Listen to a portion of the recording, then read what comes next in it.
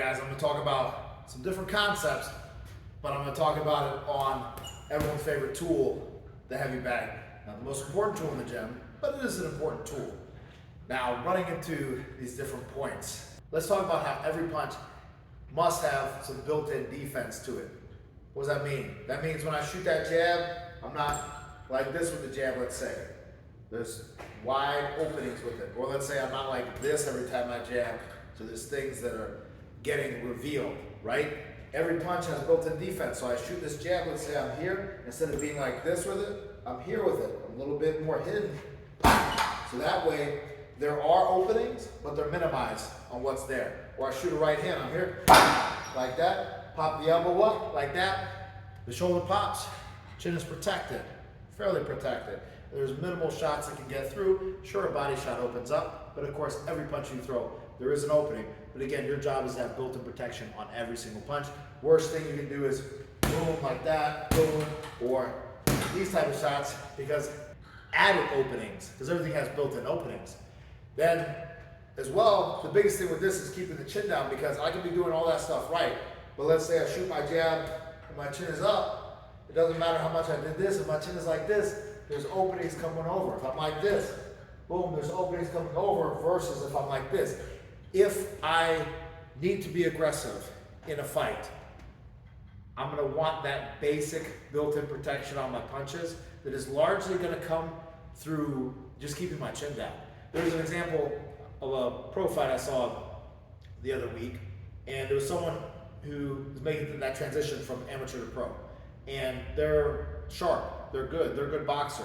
They box on the outside a lot, but they're in a situation where they need to get inside and they need to be aggressive.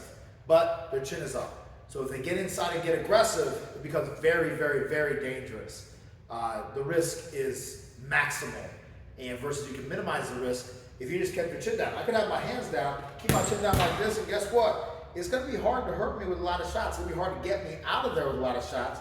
The one shot is the uppercut, and that's it, or maybe a body shot. But as far as headshots go, I'm like this, and even if I am throwing like this on my punches, I'm fairly protected, because you're going to hit my forehead a lot, and that's not going to hurt me as badly as being like this. That's when people get knocked out cold. But a longer boxer, this was just kind of something I saw recently, I want to make sure I mention. A longer boxer can get away with being like this, being proud with their chin. See, I'm proud with my chin up like this. They can get away with that. Why?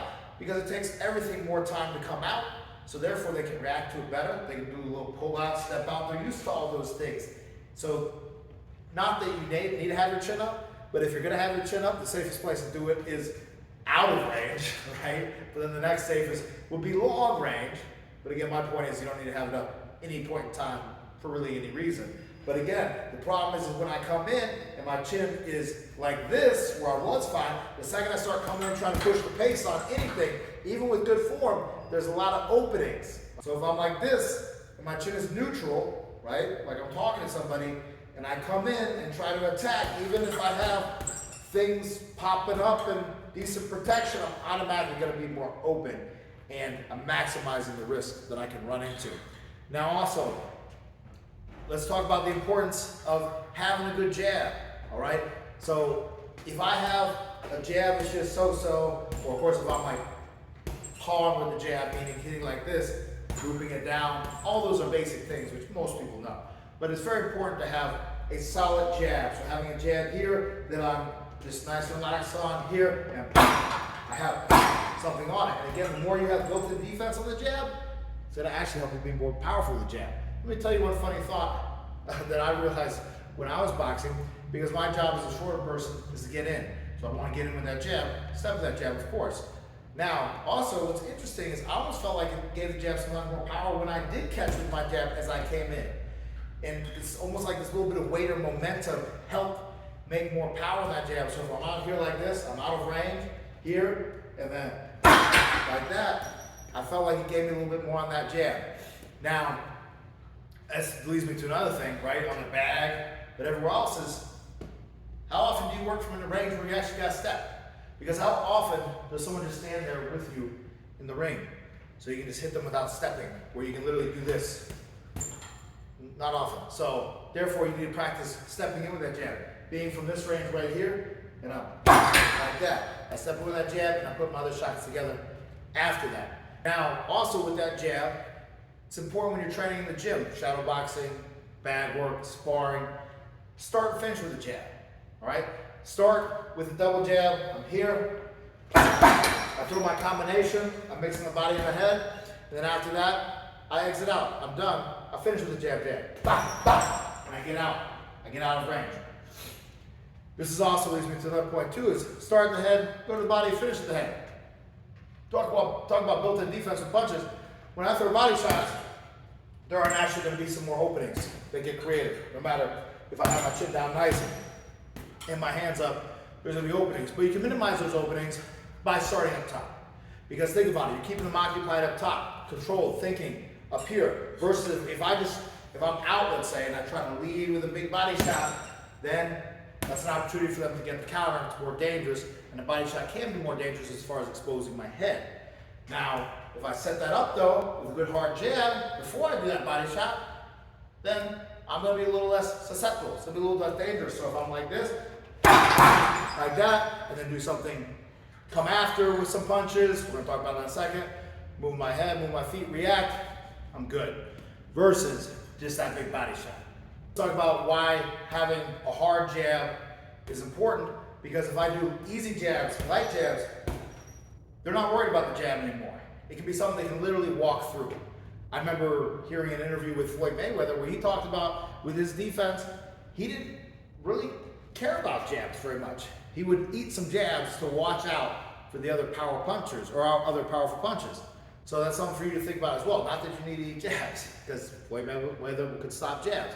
But if your jab is non-consequential, then they can just deal with that jab and then they can counter and everything else. But if your jab is consequential, if it has some pop on it, some power on it, and you can put some power on it with proper technique, then it's now another weapon they have to worry about, which is very, very fast and, again, pretty dang powerful. And then that can set up other powerful punches. And that leads me to the next thing. If I have a powerful jab, and if I have powerful punches, reasonable powerful punches, you know what that's going to do? That's going to allow you to have better feints. What does that mean? It means that if all my punches are kind of, that power, right? I feint. You're not really going to care about that feint, all right? But if my punches, I'm here and like that, I'm throwing punches like that, then if I go, you're going to believe that little feint for a second. You're going to react to it, and that's going to set up something else. Or again, if I have that hard jab and I'm here, like that jab's got something on it. And then if I, like that on that jab, you're going to react, getting ready for that force, and something else comes after, right? So I have a hard jab, I'm here, like that. They probably try to slap it down, they probably went like this a little bit, you maybe got it, all right? Versus if I'm like this, and then, whatever, right? Decent fighter, it's not going to care about it, all right? If you sense someone has power, trust me, I know from experience, I bet you might as well, you start overreacting to things. And then a feint exploits that overreaction to set up punches.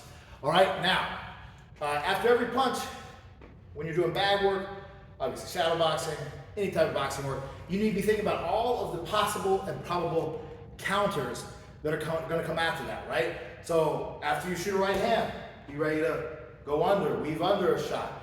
Be ready after that to step around for anything that comes down the middle. Or like on a jab, because again, like I said, I was a shorter boxer, so therefore my jab was my main weapon to get to people. I had to work with all the counters for the jab. So for instance, like I said, catching the jab, but then also cross blocking with the jab, getting it over here enough to stop something, stop and check hooks as I come in, all those things, and also bring my elbow back in, so it's a harder job for them when I'm multiple triple jabbing, for them to get like a two to the body off of it, right? If I kind of do this with it, then that makes their life easy to get a body shot. They can just close their eyes and throw it. But if I'm here with my elbow coming back, here, every time, if they don't catch it at the right time, they'll catch an elbow and not my body. So every punch, and for instance, like we all know the idea of moving our head after our punches, right? So let's say I'm here and I go, move my head afterwards, things like that. Have all of those things. You catch block punches after you shoot your punches.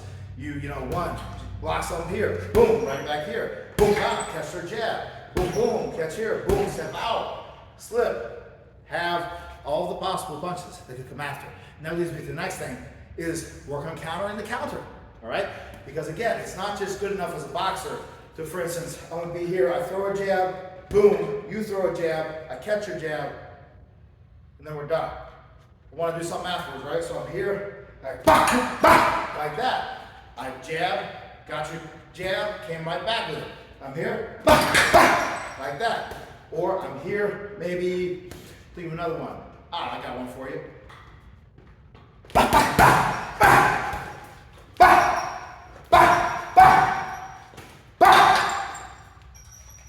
And again, doing your best to stay off the line. I had a big problem with that when I boxed, staying right there for someone instead of either using the head or the feet to be in different places, all right? But again, practicing defending against every possible counter for every punch.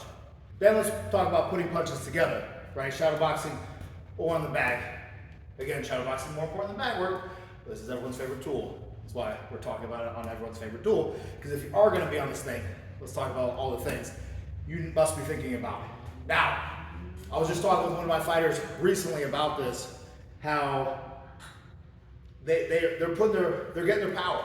They're learning how to throw powerful punches. And to the point where they spar with somebody who has, you know, over 10 fights, just like they do as an amateur, and that person is 150 pounds and they're 125 pounds. And that 150 pounder said, you have power. And that's something that used to be never said to this person. So they've developed some power. And it's a bigger person saying this, so that means something. But yes, they develop power, but they're not putting their sparring partners out, right? When we go to other spots and everything else, we're sparring hard. They're not, you know, ever dropping anyone with anything, even though they have power now. Why is that? Because you might not be a one-punch knockout guy or gal. That's okay. Or you might be that against one type of person, one person with one constitution, and not against another. I've experienced that. I've went against some people where I could hit them hard with one shot, and it would hurt them, rock them, and drop them. But I've went against other people who that was nothing to them, and if I wanted to try to get something like that going, I had to do this. I had to put the pieces together, all right? So it's not gonna be one shot, it's gonna be multiple shots, and also that will create openings as well, but it's gonna break them down. It's gonna be that last nail in the coffin, because sure, let's say you did a big left hook to the body, boom, right? You slipped in, whatever, boom, or you're already on the inside, here, you came over here, boom, you did a big left hook for the body. That hurt them. They felt it. You heard them breathe. They reacted in a manner that told you that they got hurt. Your coach sees it too. Everyone sees it. They're hurt. But that's not enough, all right? So after that nice, beautiful, hard shot, man, let's come back with maybe another shot or another few shots, right? So again, I hit him with this hard body shot. I'm here on the inside, I slip over here, and like that, hard body shot. Then I would have come back over maybe with a very short right hand, like that, over the top. And then maybe I'm gonna go back to the body again, or maybe I'll come back with the head shot. But I'm putting 2 or 3 punches together, and that, if I have decent power, might be the last 3 nails in the coffin to get them out. Oftentimes we'll stop. We'll do that one hard shot where it's like, man, if we would have put just 1 or 2, maybe as much as 3 afterwards, that would have dropped them. Or as well, so if I'm here, bam, boom, and then I finish them off, they're done. Versus that 1 or 2. And then the next one is mixing up the sequence. So let's say I was successful with, I'm thinking about combos that this person was doing, where I go the right for the body, left hook up top, and I'm successful with that. Boom, boom. I hit them with the body shot. They felt that. The left got through sometimes. It was good. Now, what can I add to that to be the final nail in the coffin?